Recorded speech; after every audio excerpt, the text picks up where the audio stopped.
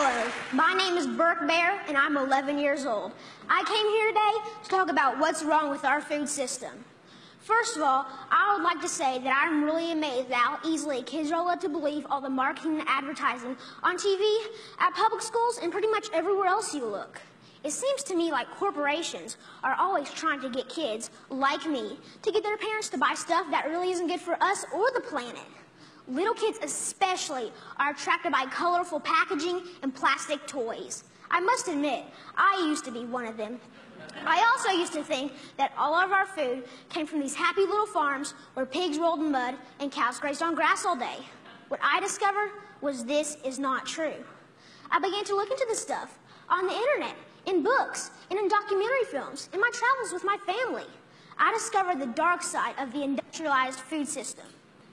First, there's genetically engineered seeds and organisms. That is when a seed is manipulated in a laboratory to do something not intended by nature, like taking the DNA of a fish and putting it into the DNA of a tomato. Yuck. Don't get me wrong. I like fish and tomatoes, but this is just creepy. The seeds have been planted, then grown. The food they produce have been proven to cause cancer and other problems in lab animals.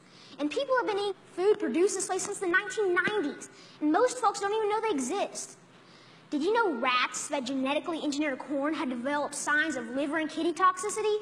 These include kidney inflammation and lesions and decreased kidney weight. Yet almost all the corn we eat has been altered genetically in some way. And let me tell you, corn isn't everything. And don't even get me started on the confined animal feeding operations called CAFOs. Conventional farmers use chemical fertilizers made from fossil fuels that they mix with the dirt to make plants grow. They do this because they've stripped the soil from all nutrients from growing the same crop over and over again. Next, more harmful chemicals are sprayed on fruits and vegetables, like pesticides and herbicides, to kill weeds and bugs. When it rains, these chemicals seep into the ground or run off into our waterways, poisoning our water too. Then they irradiate our food, trying to make it last longer, so it can travel thousands of miles from where it's grown to the supermarkets. So I asked myself, how can I change? How can I change these things? This is what I found out. I discovered that there's a movement for a better way. Now, a while back, I wanted to be an NFL football player. I decided that I'd rather be an organic farmer instead. That way...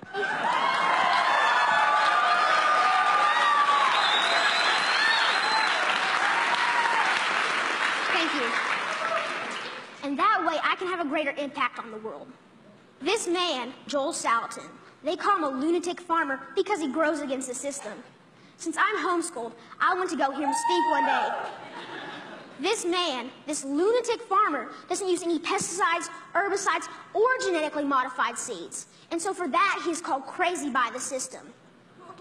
I want you to know that we can all make a difference by making different choices, by buying our food directly from local farmers or neighbors who we know in real life.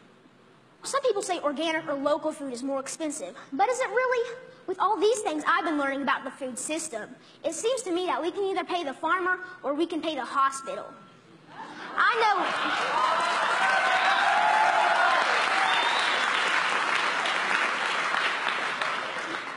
know definitely which one I would choose. I want you to know that there are farmers out there, like Bill Keener and Sequatchie Coast Farms in Tennessee, whose cows do eat grass and whose pigs do roll in the mud, just like I thought. Sometimes I go to Bill's farm and volunteer so I can see up close and personal where the meat I eat comes from. I want you to know that I believe kids will eat fresh vegetables and good food if they know more about it and where it really comes from. I want you to know that there are farmers markets in every community popping up. I want you to know that me and my brother and sister actually like eating baked kale chips. I try to share this everywhere I go.